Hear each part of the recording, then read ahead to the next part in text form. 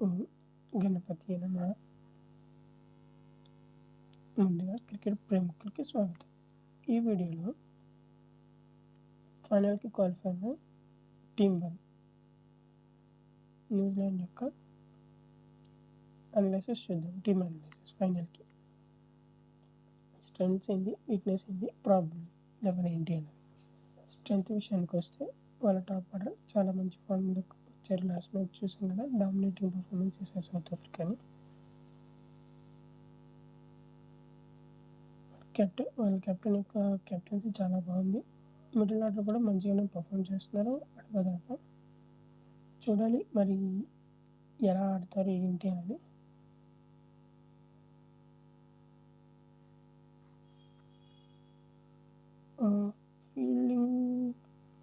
Fielding, బౌలింగ్లో చూసుకుంటే రచీంద్ర చాలా మంచి పర్ఫామ్ చేస్తున్నాడు. అలాగే శాంటన్ మంచి డీసెంట్ బౌలింగ్ వేస్తున్నాడు. ఇంకా వీక్నెసెస్కి వస్తే వాళ్ళకి ఆ 6th బౌలర్ ఆప్షన్ అనేది చాలా పెద్ద కన్సర్న్గా మారింది.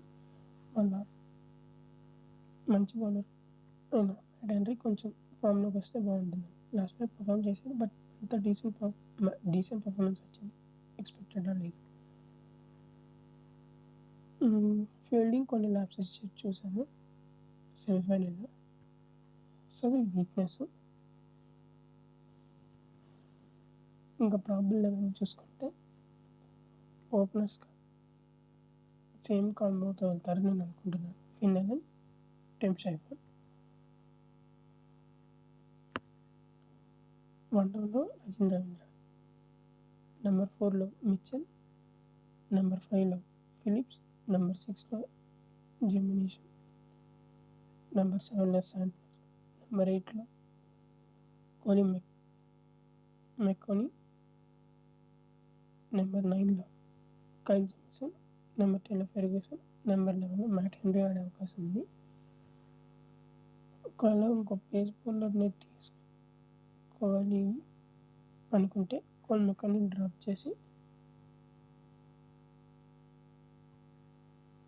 ఫాస్ట్ బౌలర్ని తీసుకునే అవకాశం ఉంది. నా ప్రకారం అయితే ఇది ప్రాబబుల్ 11. ఈ వీడియోకి ఇంతే.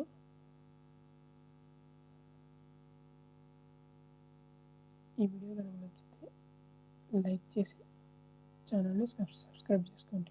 మరిన్ని వీడియోస్ కోసం పేజ్ని ఫాలో అవ్వండి. All the best New Zealand. Survey జనా సుఖినో భవంతు.